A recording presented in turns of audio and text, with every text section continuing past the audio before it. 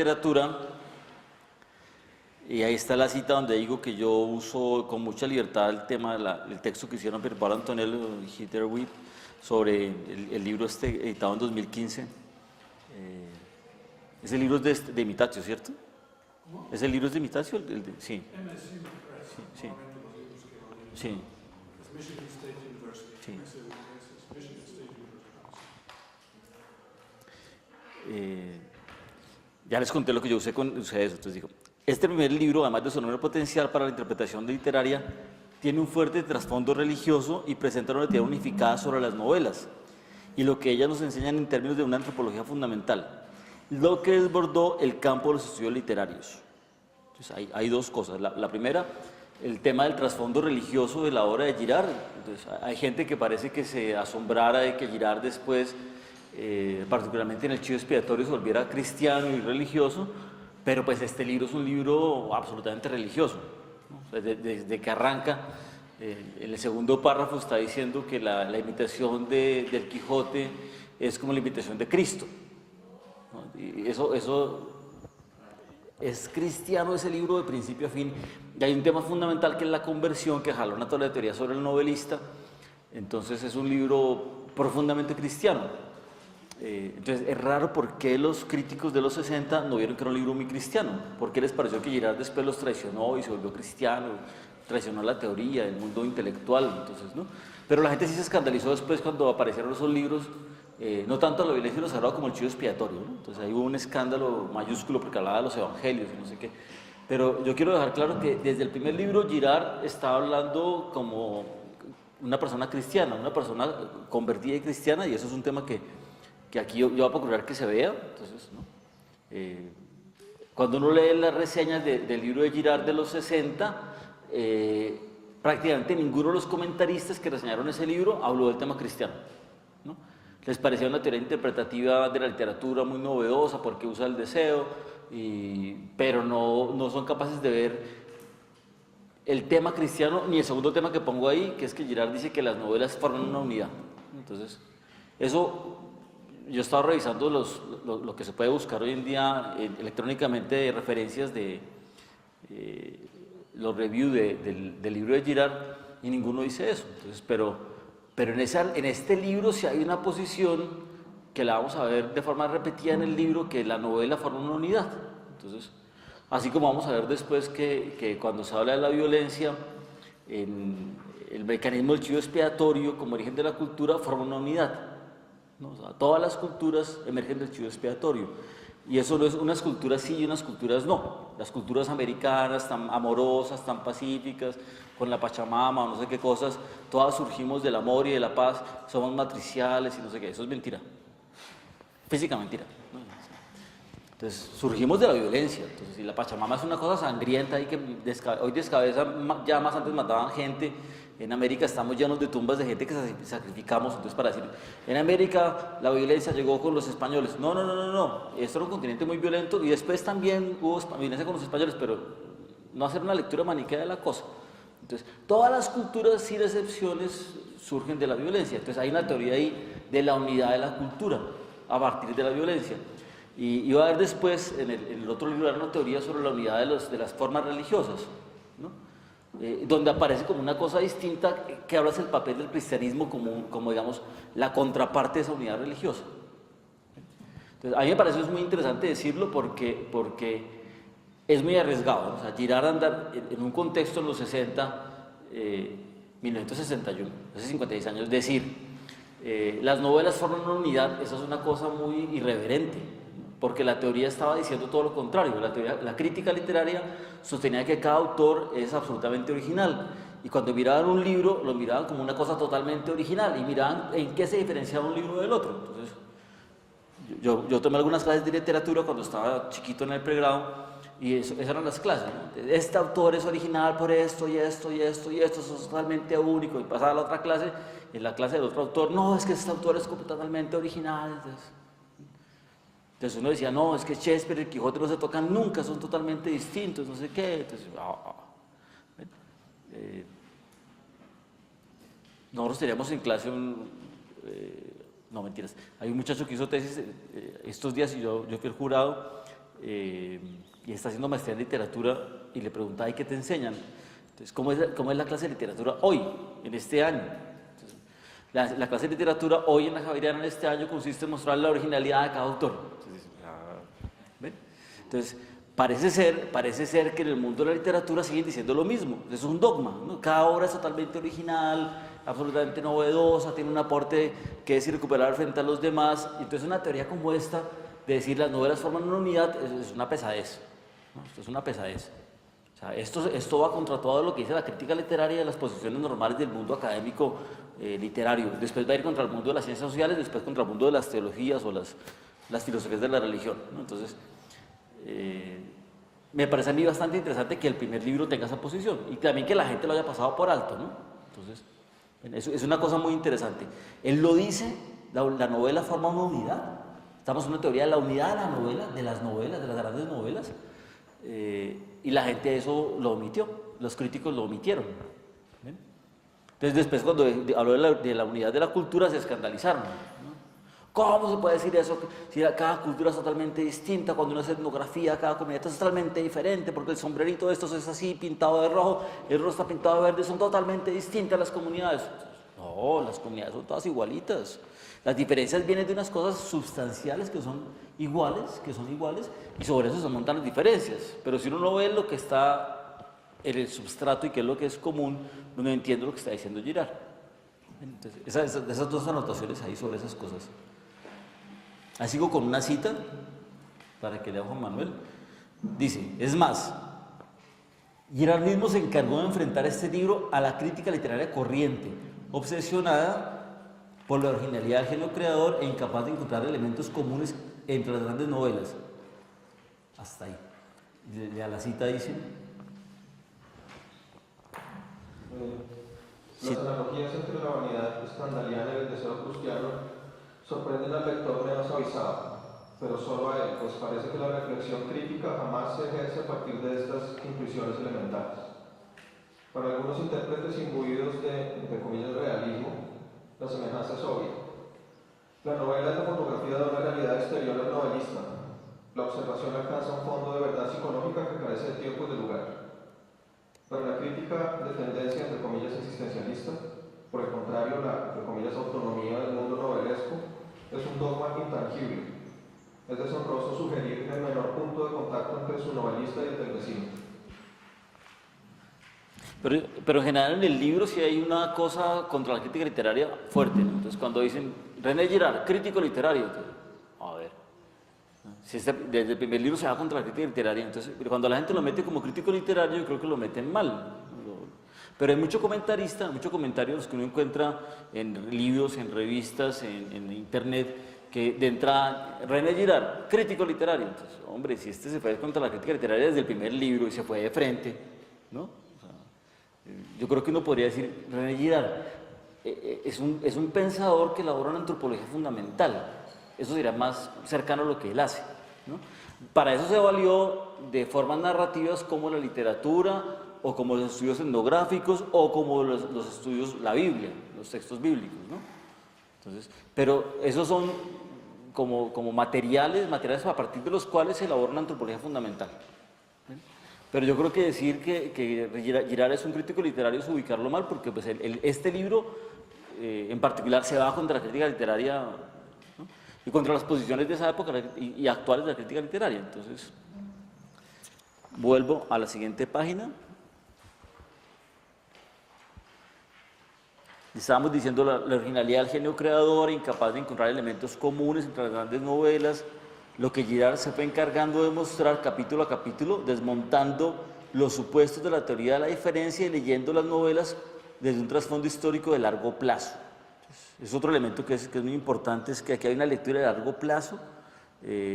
La ciencia histórica se volvió una ciencia empírica, entiendo yo. Juan Manuel, ¿qué más historiador acá? Juan Manuel nomás. ¿Quién es otro historiador? Historiador, tú eres historiador. Yo entiendo que se volvió una cosa muy empírica porque tienen que hacer como el tema de las fuentes, los archivos, entonces una cosa, si no está en una fuente eso no es historia, entonces, y la fuente tiene que estar comprobada, no sé qué. Entonces, como las visiones de largo plazo, pues se pierden. En cambio aquí hay una visión de largo plazo, ¿no? Entonces, En este libro a largo plazo va de la época del Quijote al siglo XX, entonces, y va a ser como medido en términos del paso de la mediación externa, que después la vamos a definir, a la mediación interna. Ese cambio que define la modernidad es el largo plazo que le está mirando, son 4 siglos. Y las fuentes aquí son las novelas, ¿no? Como la gran fuente. Una pregunta para lanzar un poco el... Para que hablen. Ya que estamos en esa definición de largo plazo, Girard piensa que la literatura avanza, es decir, que hay progresos en literatura, y en este caso, ¿progreso hacia qué? ¿Me estás preguntando a mí? Al público. Porque es una idea, o sea, claro que como nosotros leemos Girard, o sea, nos parece obvio, pero decir en los años 60, que la literatura avanza, no era algo tan fácil. Entonces, no sé si ustedes en sus lecturas plantearon eso de que la literatura y tal vez las artes de manera general, si es que avanzan, y si es que avanzan, ¿hacia qué avanzan? ¿Cuál es el criterio del progreso en literatura? Juan. Pues con la cita anterior les decía como que estas miradas, algo así como que de algún modo se situaban como independientes de la historicidad, ¿no? Como cuando dice antes la cita 1, ¿será 1? Que se sitúa por fuera del tiempo, algo así, ¿no? Pero pues quería decir una cosa, pues en ese momento, en los 60, pues ya ha habido los aportes de la revolución historiográfica francesa, digamos, pero pues ya realmente no comenta nada de eso, ¿no? De los análisis, Brodel, la larga duración, las escuelas de mentalidades, todo esto. Que hablan de una temporalidad de largo plazo, un estudio de la historia de largo plazo, pero mira, parece que no está dialogando con ellos. Y lo otro es que yo, pues revisando el libro estos días, veía que hay como un modelo, digamos, por un lado, dentro de el plazo que él estudia de la literatura moderna, pues claramente de un avance, ¿no? Como en las revelaciones, digamos, ¿sí? De la mediación externa a la mediación interna, y él dice incluso en una secuencia, pero es incluso no es lineal, ¿no? Porque termina con Dostoyevsky, que está antes que Proust, ¿sí? Por un lado eso, pero por otro lado también me pareció súper chévere que al interior de la obra también hay un progreso, ¿no? Al interior de la unidad de la obra de cada uno de ellos hay un progreso, que tampoco muchas veces, bueno, este es un poco más lineal quizás porque las obras de madurez, o que resuelven y engloban todo, ¿no? Pero hay como también progresos y retrocesos, puedo ver yo, que le encuentran los diferentes autores. Sí, yo no sé si...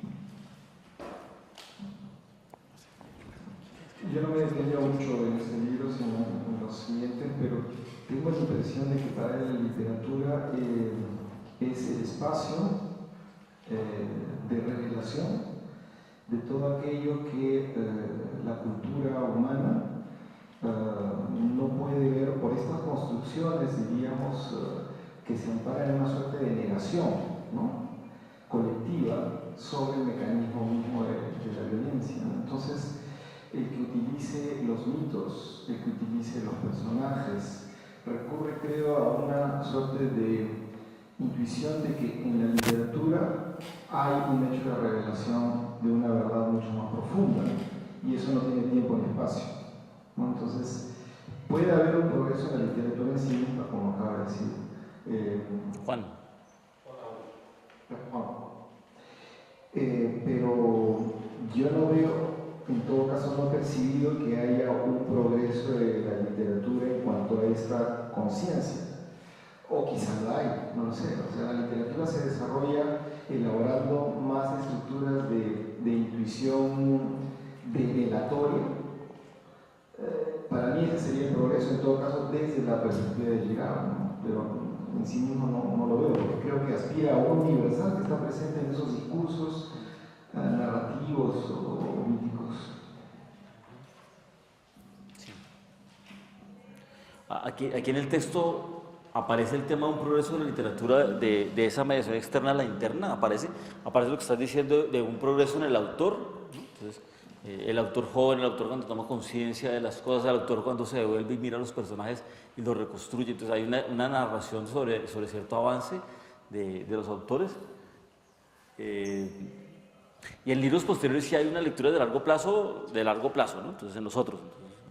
En el Clausewitz, por ejemplo, pues la historia es de largo plazo, es de 2000 años, ¿no? O sea, o en general el mundo, con lo que le pasa a la historia del mundo cuando aparece la Biblia, el cristianismo, y cómo eso afecta, digamos, desestabiliza las estructuras sacrales y hace que el mundo se secularice. Y entonces eso incrementa la violencia, al no tener como defensas sacrales clásicas, acelera la violencia. Entonces, y eso es la tendencia al apocalipsis que él la ve ahí, en una lectura de largo plazo, ¿no? De muy largo plazo. Entonces, que a ojos vista de un historiador, pues eso es una cosa metafísica, entonces, una metafísica de la historia. Entonces, ahí, ¿no? Entonces, él tiene unas bases, digamos, en la Biblia, pero eso es una cosa que desde la perspectiva del historiador empírico es totalmente metafísico. Entonces, es una cosa que al Girard se le ocurre que está loco, ¿no? O sea, hay que hablar de lo que se ve aquí y se pueda comprobar en el archivo. Sí, no, yo quería insistir en eso, que la primera formación de Girard Es historiador. fue de historiador. Hizo su trabajo en la École des Chartes, en París, y su papá fue el curador, así se dice, Sí, curador del palacio. del Museo del Palais des Papes, en Avignon, que es un museo donde hay una colección fantástica de obras del mundo antiguo y arcaico. Y en la biografía que Benoît Champ va a escribir sobre Girard, va a hacer notar ciertas cosas que persisten toda la vida de Girard, de la manera en que él ve la mutua interrelación entre los elementos del mundo clásico y arcaico, con lo cual convivía en su infancia, y los elementos cristianos que también la hay. Pero antes de llegar a ser profesor de literatura, era formado en historia, como tú dices. Por eso, siempre hay una base con cierto sentido positivista. Él imagina que hay cosas que pasan. Y que no todo es... Sí. Digamos, una referencia a la realidad, lo que pasa es que no la hace como la hace el científico normal, ¿no? Entonces, a pesar de esa formación de Girard en historia, pues no recurre a esa forma, a ese método de la historia, ¿no? Pero sí hay una atención a la realidad muy grande. Entonces, Existe mucho también que estos novelistas no es que elaboren toda su imaginación, sino que ellos están montados en la experiencia. Entonces, eso como que, digamos, previene especular sobre unas cosas que no son, sino que ellos están basados en sus vivencias. sí, contra las teorías que dicen que la literatura es puramente surgida de la imaginación, aquí hay una posición en que la literatura surge de la experiencia, digamos, de una revisión de la experiencia, de una vuelta sobre la experiencia interna particularmente, ¿no? Esa experiencia interna que tiene la gente en sus relaciones sociales con los otros. Entonces,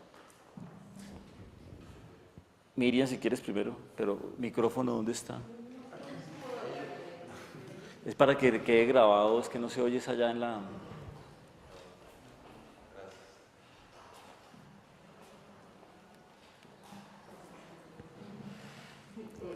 Yo pienso que aquí también podríamos considerar esto de la experiencia que implica la literatura como autorreferencialidad. La literatura habla de la realidad desde varias perspectivas, fundamentalmente. Y esto de la autorreferencialidad para mí ha sido muy importante, y cuando lo he leído también el libro de Girard, porque implica esto de preguntarse sobre el observador y qué nivel de observación tiene. El pasar a ser un observador de segundo orden y no quedarse única y exclusivamente como observador de primer orden, que implica que no tendrá elementos pues, neutrales para observar, sino que tiene cierta inclinación por su educación, por sus prejuicios, por su manera de ver el mundo. En cambio, los escritores tienen una manera más amplia de ver el mundo en el momento en que se dan cuenta de que necesitan una observación de segundo orden.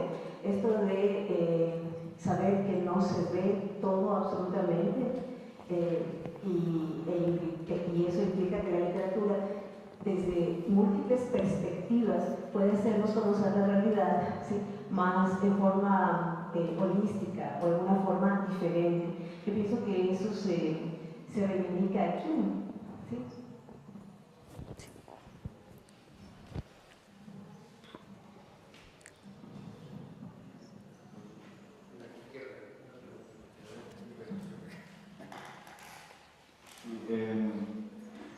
Tengo una pregunta, ¿no? Bueno, primero, podría responder, creo, lo de el hacia qué. Eso me dejó pensando, y creo que el hacia qué es hacia ese proceso de explicitación, ¿no? de la mímesis y del triángulo del deseo, ¿no? Y creo que los avances los está hablando en términos personales de un autor. Sin embargo, igual me pregunto si Girard también no tiene una filosofía de la historia, ¿no? Y me gustó el término que hablaste, o sea, preferiste hablar de metafísica de la historia a la filosofía de la historia, entonces se hizo por algo, o sea, creo que eso ayudaría como a distinguirlo, porque creo que Girard sí no tiene una filosofía de la historia, digamos, en cuanto a fases y clásicas como de Hegel, Comte, o sea, que divide la historia como una fase irreversible, pero sí hay allí como no sé si sería mejor la teología de la historia o algo así. La pregunta sería al final si Girard cae, o sea, cuando está hablando de estos avances en general, cree en que hay fases irreversibles.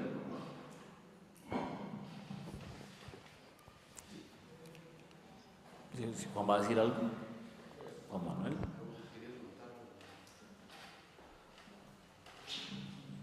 Lo que pasa es que en algún momento, inspirado por el profesor Roberto, yo escribiendo sobre eso, me preguntaba ese tema, si se podía reconstruir una filosofía de la historia con algunos elementos del pensamiento de Girard, pues llegar a la conclusión de que hay varios modelos que uno puede extraer, pero no son definitivos y son pues, problemáticos. Hay como una especie de tendencias, ¿sí? Una por el lado de una creciente revelación y concientización, pues que tiene mucho que ver con la aparición del cristianismo, sus efectos en Occidente y demás. Por un lado esa historia, ¿no? Y además con la aparición también de una institucionalidad, digamos, que maneja pues, estos conflictos, ¿sí? Y que con una creciente, digamos así, naturaleza racionalista, ¿sí? Pero por otro lado también uno puede rastrear una especie de telos o algo así, o de dirección en la historia según lo que después en los últimos libros va a hablar como el escalamiento, digamos, del conflicto y como la intensificación, digamos, de la violencia, precisamente pues por la crisis en la que quedan los mecanismos clásicos de manejo de la violencia religiosos y sagrados, ¿sí? Pues yo exploré esto pero muy tentativamente, pero coincido que es muy importante contar, digamos, como con esa base para poder interpretar estas cosas en Girard. Yo creo que sí hay como unos a priori, digamos, ahí, o unos convencimientos internos en él, o una lectura, digamos así, implícita de los procesos históricos, como con una especie de lógica. Yo creo que sí, se puede sostener eso. Sí, la otra pregunta es sobre si la historia puede retroceder o no. Yo lo que tengo claro es que en el Clausewitz sí dice que, a diferencia de Hegel, que piensa que la historia va hacia la reconciliación, aunque eso en Hegel es un poco más complicado, pero es verdad. O sea, esencialmente lo que dice Girard es verdad. Que Hegel sí está como pensando que si Dios nos salvó en Cristo, en la muerte de Cristo, ya la historia esencialmente está redimida, ¿no? Entonces por eso en Hegel todas las figuras tienden a un tercer momento que es como recapitulador, además es una palabra de San Pablo, ¿no? Entonces en Girard es más o menos eso, pero con más, digamos, con mayor pesimismo, me parece a mí, ¿no? Entonces sí, es verdad que Cristo nos salvó, pero pues eso no está garantizando nada. Nosotros podemos destruir el mundo en cualquier momento, porque pues, esa tendencia nuestra al incremento de la violencia desaforada nos tiene lo que nos tiene. Entonces la posibilidad de retroceder, digamos, de destruir, no sé qué. Pero lo que parece que es irreversible es, un poco irreversible, es como la destrucción de lo sagrado. El volver a la forma sagrada primitiva, pues nos cuesta mucho trabajo hacerlo, ¿no? O sea, esa conciencia que tenemos ahora, que él dice, en el siglo XX todos tenemos conciencia de que hay chivos expiatorios y sabemos que hay chivos expiatorios, ¿no? Entonces sabemos eso, es cuando aparece no dice, es un chivo expiatorio, ¿no? El señor este del FBI, pues es un chivo expiatorio de Donald Trump, ¿no? Todo el mundo lo tiene claro, entonces, ¿ven? Entonces tenemos conciencia de eso, que antes no se tenía, ¿no? En la época incaica, cuando mataban las vírgenes del sol, eran vírgenes del sol y maravillosas, y les gustaba que las mataran, entonces supongo yo, ¿no? Como, ahí el problema está un poco como leer el mundo musulmán, por ejemplo, ¿no? Entonces, el mundo musulmán es el surgimiento de un mundo religioso primitivo, violento, esa cosa de Estado Islámico y los grupos que hacen terrorismo. Entonces, sobre eso hay una cantidad de materiales, ¿no? Yo creo que eso les preocupa mucho a los gringos y a los europeos, a nosotros acá menos, pero sobre eso hay materiales en los girardianos sobre el tema de cómo leer el mundo musulmán, y Girard mismo lo dice algunas cosas ahí en el Clausewitz, ¿no? Tú has dicho cosas de esas, yo te he escuchado cosas de esas también a ti, a James, pero eso se puede seguir debatiendo, ¿no? El mundo musulmán es un mundo, aparentemente un mundo primitivo, pero es un mundo que funciona con la modernidad. Si no tienen internet y redes y cosas, no tienen gente fanatizada y enloquecida. Entonces es un mundo que es aparentemente la fuerza religiosa, pero al mismo tiempo no lo es. Si la religión funciona a punto de Twitter y cosas de esas, pues ya está bastante desacralizado. Entonces, sin embargo, yo creo que ese es un tema que vamos a ir dando vuelta en las 3 sesiones, con nosotros 3. Yo creo que James tiene más temas de eso, digamos, tiene más luces sobre el tema ese de la violencia religiosa y si eso avanza, atrasa. ¿Listo? Digamos en la cita 4, a ver si Gustavo no la puede leer. ¿Quiere? Jorge Luis. Dale. Dice, la mediación de Don Quijote es una monarquía feudal, a veces más simbólica que real. La del hombre del subterráneo es una serie de dictaduras, tan feroces como temporales. Las consecuencias de este estado convulsivo no están limitadas a una región cualquiera de la existencia. Son propiamente totalitarias. El eclecticismo vado, los caprichos pasajeros, las modas cada vez más fugitivas, la sucesión cada vez más rápida de las teorías, sistemas y escuelas, y esta aceleración de la historia que tanto impresiona en nuestros días son, para un Dostoyevsky, otros tantos aspectos convergentes de la evolución que acabamos de describir. El subterráneo es una desintegración del ser individual y colectivo. Dostoyevsky es el único que nos describe un fenómeno al que, sin embargo, hay que situar en el marco de una historia. No hay que ver en él, como hacen algunos admiradores del novelista ruso, la revelación repentina de una verdad eterna que hubiera escapado a los escritores y a los pensadores de antes.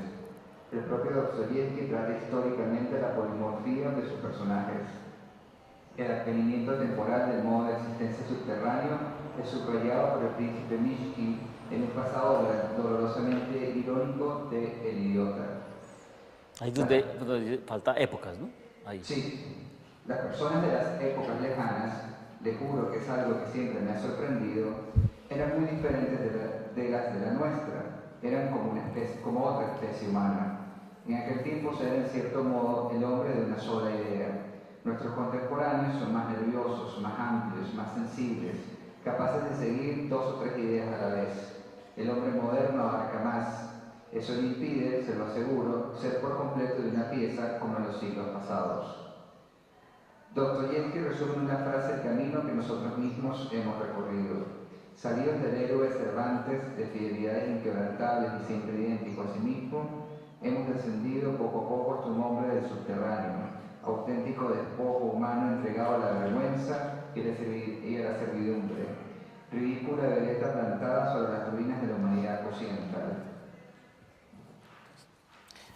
Ahí está. Hay varias citas de Girard en el libro sobre cómo ve esa historia. Esta fue una que me parecía que era suficientemente clara, pero lo dice varias veces, ¿no? Entonces, en el libro estamos recorriendo el paso de la mediación externa que está en el Quijote, la mediación interna que está ejemplarizada en Dostoyevsky, en particular en El hombre del subterráneo, que vemos cómo aparece, ¿no? Entonces, el Quijote es una persona más bien un poco inquebrantable, el sujeto de Dostoyevsky es un sujeto que muta permanentemente y está totalmente fragmentado, pero esos somos nosotros, ¿no? Y ese cambio de los sujetos es un cambio que ya se dio, digamos, ya la mediación interna ya nos llevó a nosotros. Nosotros vivimos mediados por el otro que está inmediatamente y no tenemos unas cosas tan grandes como la maíz de Gaula, la cosa del Quijote, ¿no? Sino tenemos unas mediaciones que son los que están aquí, los inmediatos, los otros, ¿no? En ese sentido somos sujetos de la modernidad. Después podemos discutir si somos occidentales o no, pero eso de la llegada de la mediación interna es la forma en que le está leyendo la historia. Entonces, en este libro esa es una tesis fundamental, ¿no? Entonces, ese transcurrir histórico de pasos de 4 siglos visto a través de las novelas. ¿Listo? Voy a volver a coger la frase desde más arriba. Girard se fue encargando de demostrar capítulo a capítulo, desmontando los supuestos de la teoría de la diferencia y leyendo las novelas desde un trasfondo histórico de largo plazo, lo que lo ponía más en el campo de la reflexión de la antropología filosófica y de la filosofía de la historia que una simple crítica literaria. Así, este libro se ha enfrentado a quienes lo han criticado reduccionista porque coloca a las novelas en un proceso de largo plazo en el transcurrir de la mediación externa a la interna, y porque habla de un novelista que traspasa el genio individual. El tema del novelista, del único novelista, aparece una sola vez, pero es que eso es... Vamos a leerlo. Entonces, a ver cómo les parece esa frase de Girard ahí. Gustavo.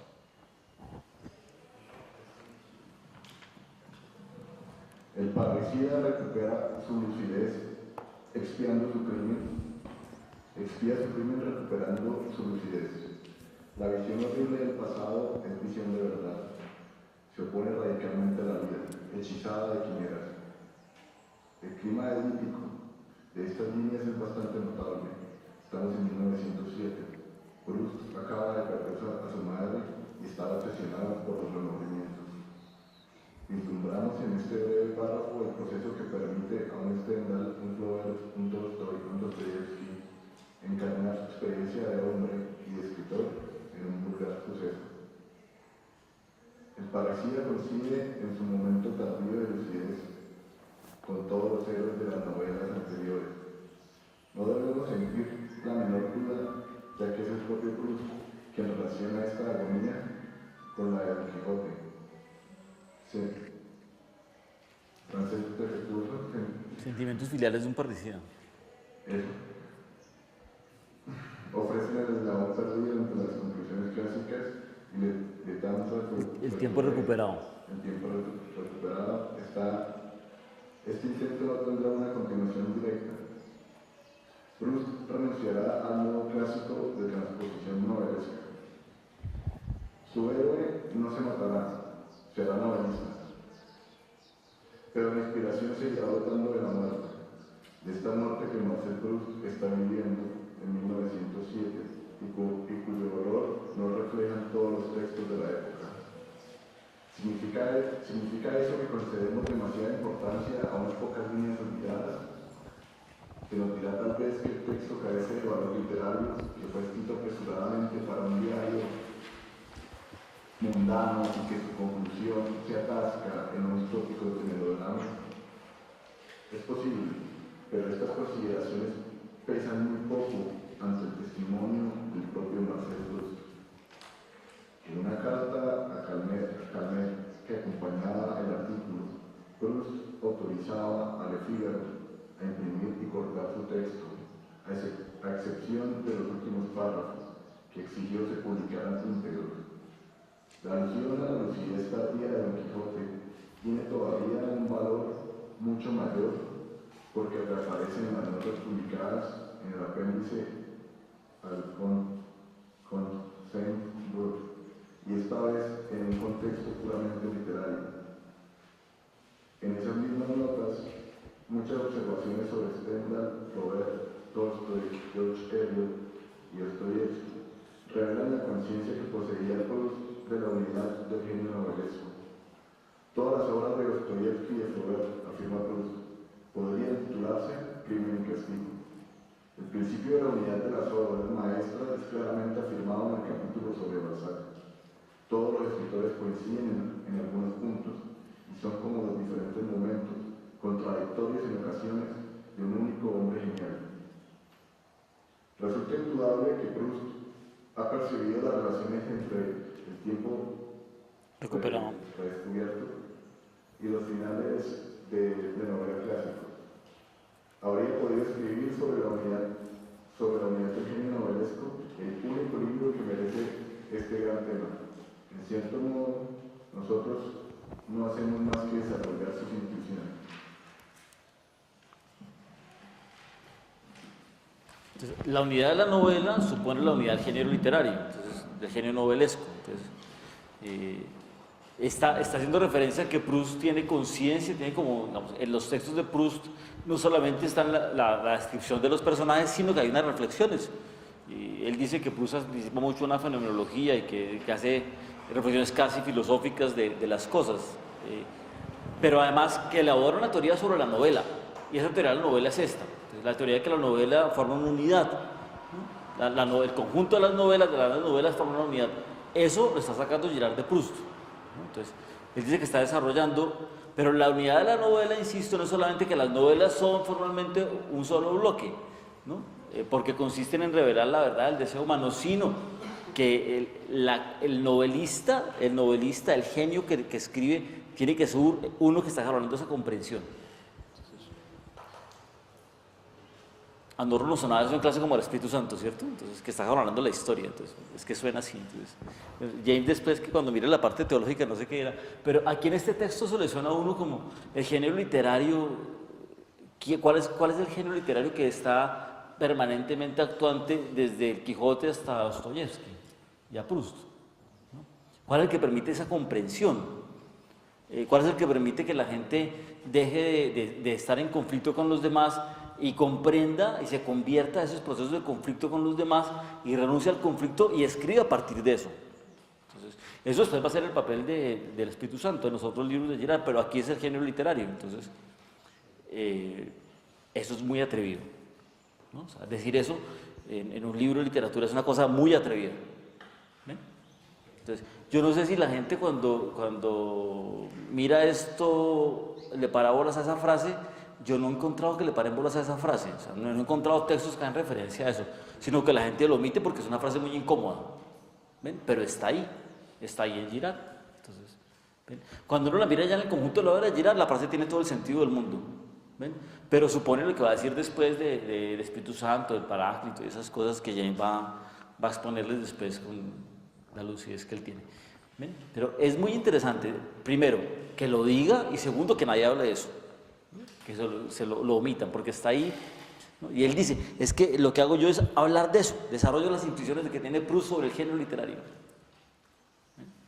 Entonces, yo también entiendo que cuando la gente habla del género literario, pues habla como de la forma en que se escribe literatura. Por ejemplo, me acuerdo mucho que había un padre en la Javeriana, el padre Briceño, que escribió un libro llamado El género literario griego, sobre la forma en que los griegos escribieron sus cosas. Entonces, el genio literario es eso que integra la forma de componer un conjunto de textos en una época determinada. Entonces esa es una versión no religiosa de la cosa.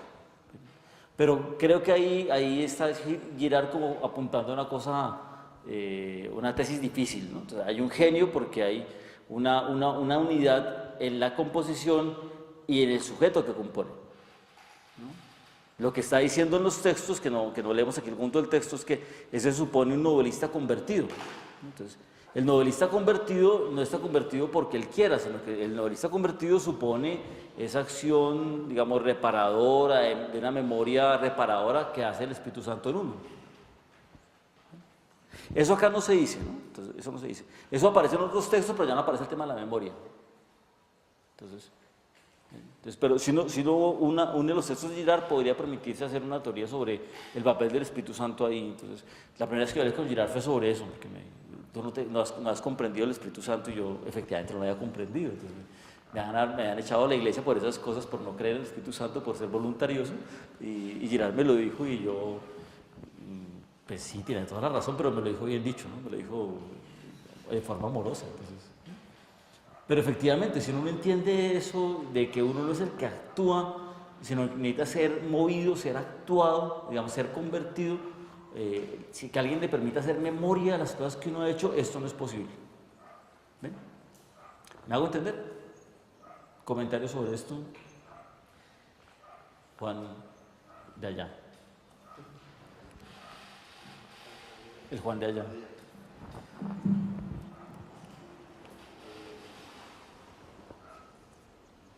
Sí, pues que dentro del ámbito meramente literario y estético, pues hay cosas muy interesantes también ahí, pues que no se restringen, pero directamente tienen ese vocabulario.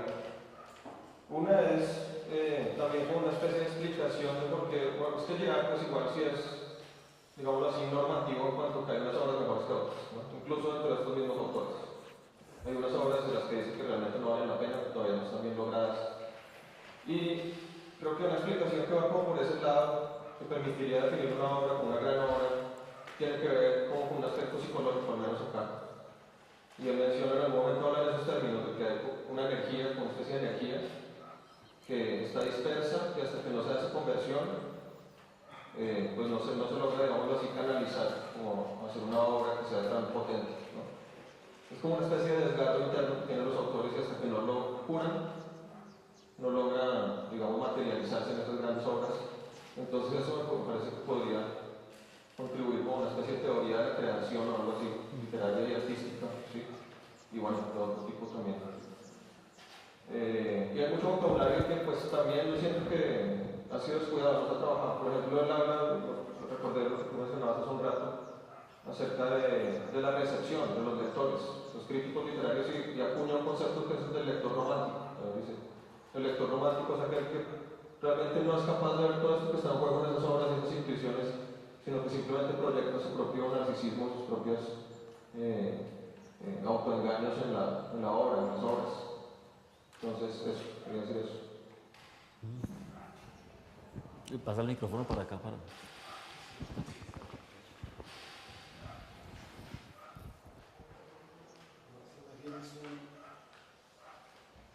Pensamiento en voz alta o una pregunta, ¿no? Entonces, si hacemos esta analogía, o si hace llegar esta analogía entre el Espíritu Santo y el sujeto que compone, como tú has dicho, perdón, el genio, dentro del sujeto que compone, el sujeto que compone, ¿cuál es el grado de conciencia sobre lo que relata, ¿no? Uno, ¿cuál es el grado, diríamos, de libertad que tiene en su conciencia, en su subjetividad para poder hacer esta elaboración, ¿no? Incluso en sentido psicoanalítico, ¿no? Eso por un lado. Y de otro lado, yo creo que ese es el quinto. Sí. Aquí en este libro está diciendo que el autor, el novelista, tiene que estar convertido para poder contar las cosas, entonces está escribiendo de regreso. Pero esa conversión, aquí en este libro, es una comprensión de la dinámica del deseo, ¿no? O sea, una comprensión de cómo los deseos llevan a las personas a la rivalidad, al conflicto, a enredarse en la vida con los demás, pero para poder salir de ahí necesitan convertirse, digamos, cambiar la perspectiva completamente, entonces supone una comprensión.